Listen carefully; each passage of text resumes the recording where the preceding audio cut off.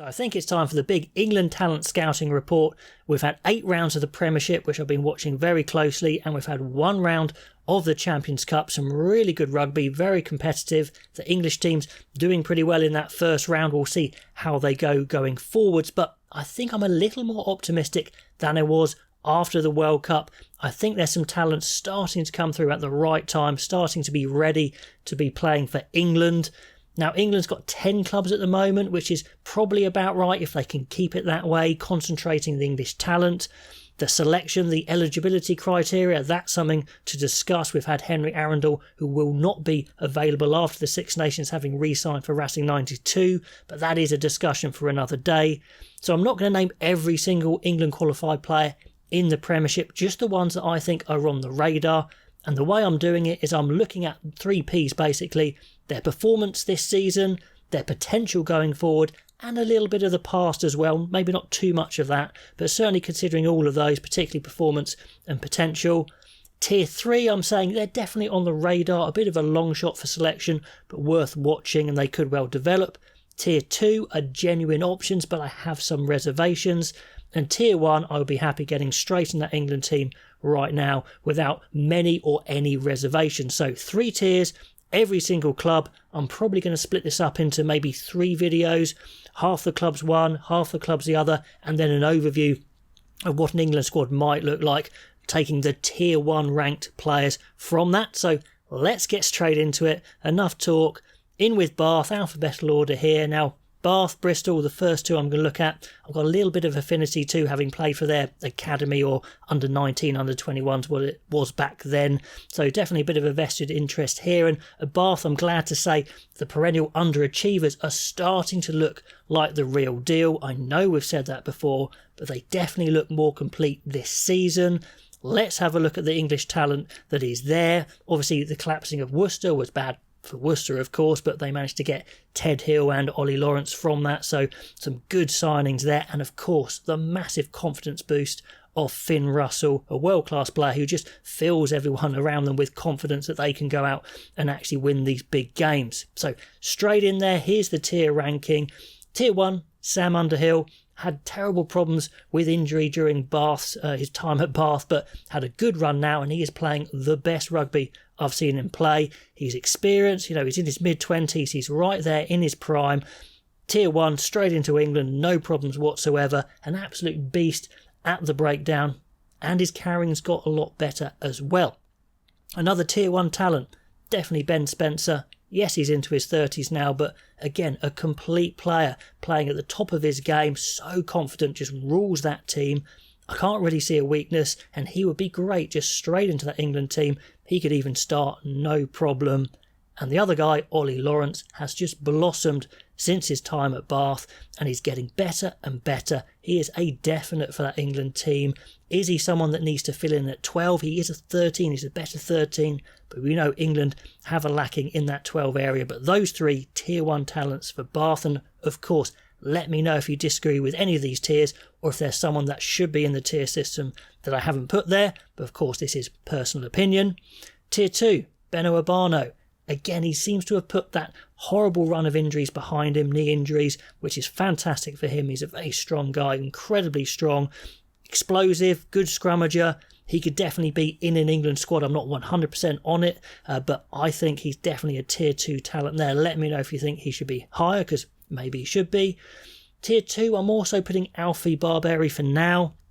He was a massive talent coming through the England ranks, a very interesting player. The coaches thought he could be a world-class hooker, but that's not where his heart lies, so fair enough, he's gone to back row, although there does seem to be a massive group of number 8s especially coming through at the same time, so he's got a big job on his hands. He probably hasn't absolutely stormed it so far. Maybe in his early days we saw at Wasps he was looking a real handful, but sides are definitely watching out for him now. But he's a big bopper. You're not going to be lifting him in the line-out particularly, but big ball carrier. He's the man. He's going to have to really up his game, though, against that competition, which keeps him in Tier 2 for now. Max Ajomo's got a bit of a battle in those centres, along with Ollie Lawrence, Redpath, a lot of good players there. but I think he's someone who needs maybe a little bit more time. Yes, he's a bit on the small side if he plays 12, but he's got the skills, he's got the eye for a gap. We'll see if his opportunity comes, because there's not many 12s in England. I think he may well get a shout, but I'm still a little bit on the fence that now is his time. But tier 2 for now. And Joe Thokanasiga, he's a great player, he really is. He's had a great run for England, scored a lot of tries. He's not the most naturally skillful guy, but he works really hard in his game. You wouldn't put your money on him for a high ball or kicking to clear maybe, but he's getting better at the high ball, and he's a big guy. Maybe he's not absolute express quick, which may have got him into tier 1, but if you got him in the England side, I'd be very happy about it. He's very, very useful player indeed. So tier 2, I'm saying there. And some other guys, Will Stewart's got a lot of experience at tight head for England. Is he a world beater? I don't think so, so that's why he's in tier 3, but maybe his experience would put him in tier 2 for you. Ted Hill's been injured, which is a real shame, because that number 6 slot is opening up for England with Courtney Lawes pulling out or retiring from internationals, but he hasn't played, so he's staying in tier 3. Will Muir, I'm putting him in there, the horse. Goodness me, what a handful of a winger. I'm not sure he's going to make it into the international squad, but all arms, all elbows, all knees, so hard to tackle. If you try to tackle someone who runs like Will Muir, galloping away with high knees, it's a nightmare. Goodness me, he's a ball of energy. Love that guy, so he's on the radar.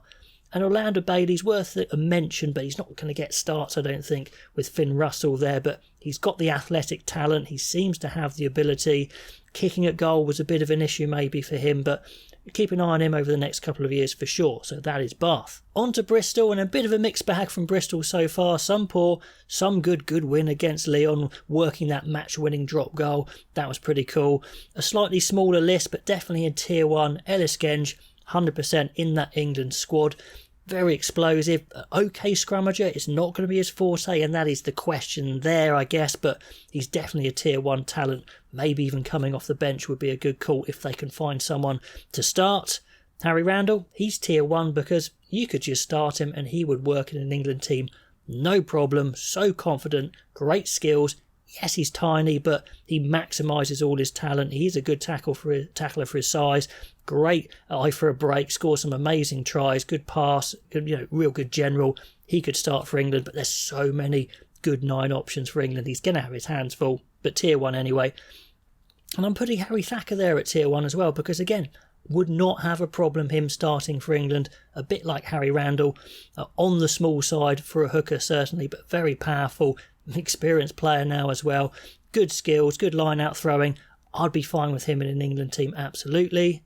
Tier 2, Gabriel Ibitoye coming back to England, and he's really hit the ground running quite literally. His attacking game is excellent. He really creates opportunities. Maybe kicking wise, defensive wise, does make a few errors, which is what keeps him in tier 2. Max Malins has got all the skills, but maybe opposite to Gabriel Ibitoye, he hasn't really got the physicality, so that keeps him in tier 2 for me.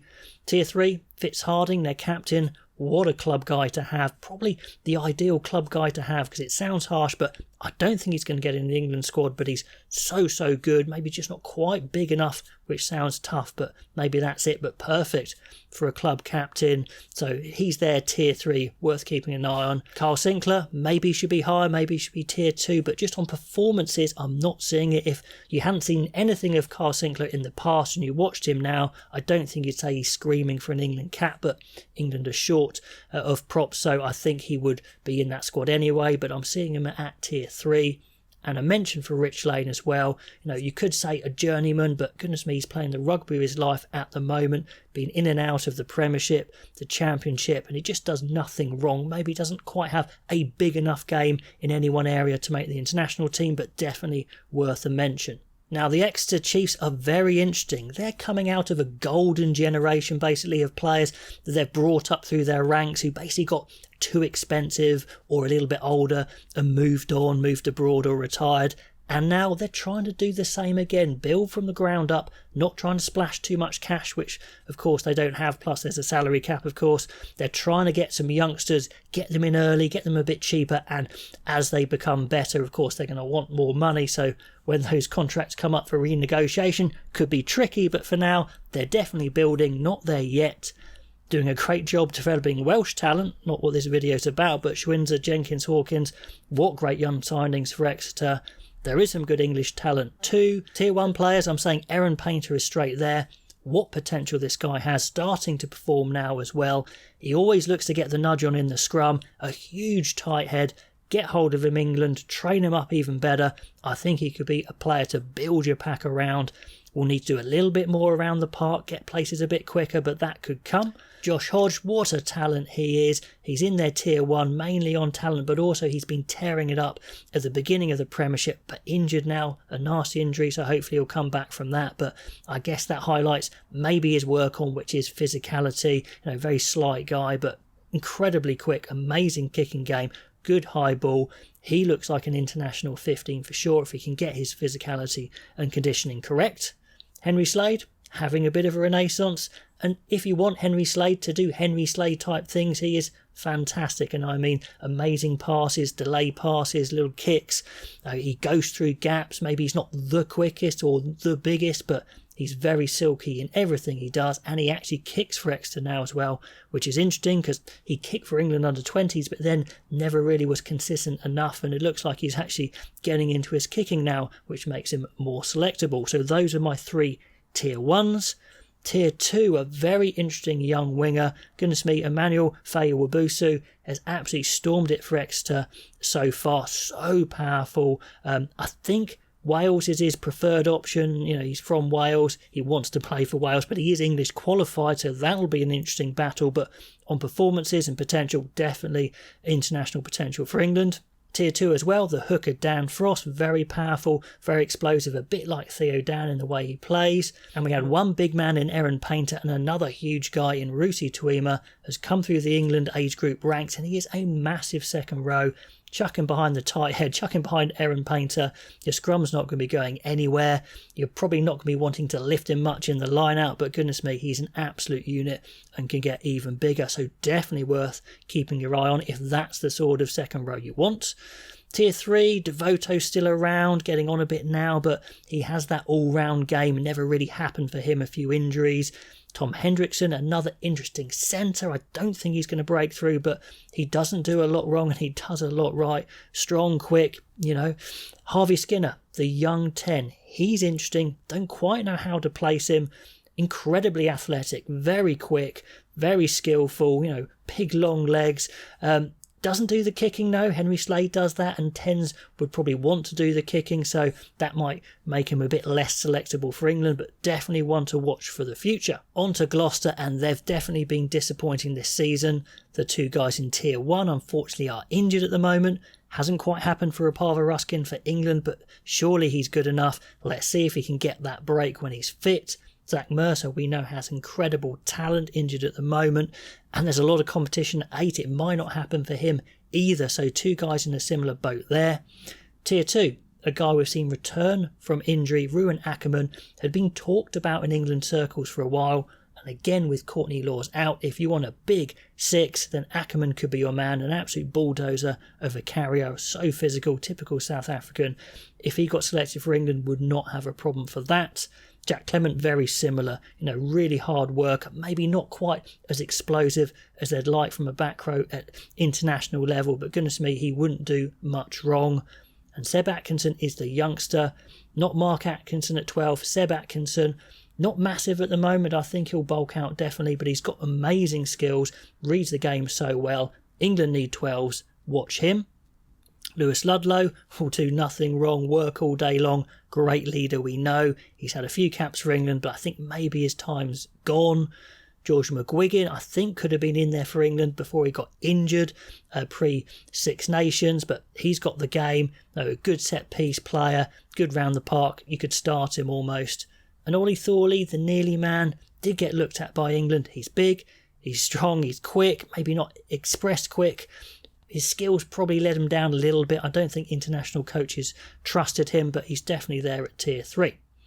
Then on to Harlequins, and yeah, no doubt I enjoy watching Harlequins play. I'm not necessarily a Harlequins fan, but it's a big long list for Harlequins. Let me know if I've got too excited here, and I've tacked on Henry Arundel at the end as well, because he is still available for this Six Nations.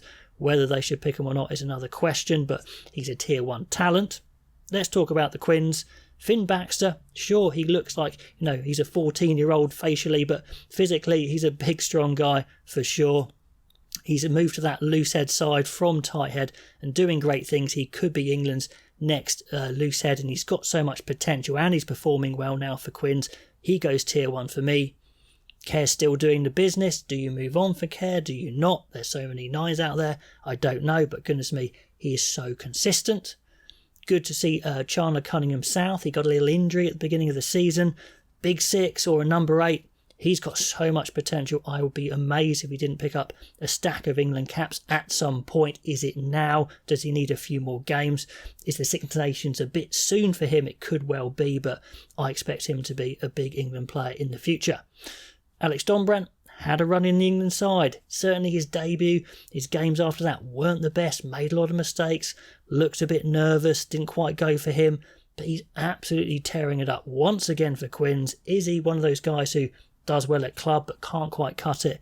The physicality of the international game, I don't know, but I think maybe he deserves another chance because he's just playing so well. So tier 1 for me. A guy who's moved into tier 1 is Tyrone Green. Absolute lightning, very similar I guess to Caden Murley, small winger, powerful, quick, scoring unbelievable tries, probably actually maybe leapfrogged Caden Murley in the interest for England. But Will Joseph, he is ready right now, no problems if he started tomorrow. I think when Eddie Jones brought him in, he was definitely too young, wasn't ready. This season, he 100% is ready. What a complete 13. Very excited about him. A little bit of the Gary Ringroses about him, that he's quick, good in defence, strong as well, got a great skill game. I don't really see a weakness in his game. He could well be England's 13 going forward, but there is another big contender for that, which I'll come to probably in part 2. Joe Marler, he is huge, he is strong. If you want him there, to make some massive tackles, good scrummaging, he's still tier 1 if you want to go that way. Caden Murley, said very similar to Tyrone Green, quick, strong. Marcus Smith. I'm a big Marcus Smith fan, as you know. Some people say you think he's a bit too fancy for England, but what he's showing, I think, this season is, no, he can do the basics, drop goals, tactical kicking, tackling. He can do that, and then he makes his breaks when it's more appropriate. I think he's England's next 10. Let me know if you disagree, but I'm staying with him, and I think we've seen improvements from him this season as well, so very much tier 1. Tier 2, Will Collier could do a job in the scrum. Haven't seen him for a bit, I don't think. Will Evans, a smaller open side flanker. Again, the size may count against him, but he's a great player. Big Joe Launchbury, has his time gone? Maybe, but if you want a big guy there in the number 5 shirt, he would do no wrong. And one for the future, maybe not right now, is Sam Riley. Tore it up for England under-20s, getting some game time for Harlequins as well. Watch this space for him, maybe a couple of years for him. In Tier 3, Lennox Anianwu has got so much potential. He's going to struggle to get into the midfield, though, behind the likes of Esterhazen, Will Joseph, but he's one to watch, maybe not right now. Nick David's been around for a while, and goodness me, Quins have a lot of small, very quick back 3. He's another one, a bit like Tyrone Green, Caelan Murley. Luke Northmore, another centre who's going to struggle to get into that starting team if fit, but he's really good. Goodness me, they've got so many good centres. And Jack Walker's been in and around the England squad for a while, so he's a Tier 3 talent as well. So a lot of options from Quins, I think. So that's it for part 1. Let me know where you agree, where you disagree, where you can add some more detail. I'd love to know all your thoughts as always. Join me for part 2 where I go through the next 5 teams of the Premiership, and I'll see you there.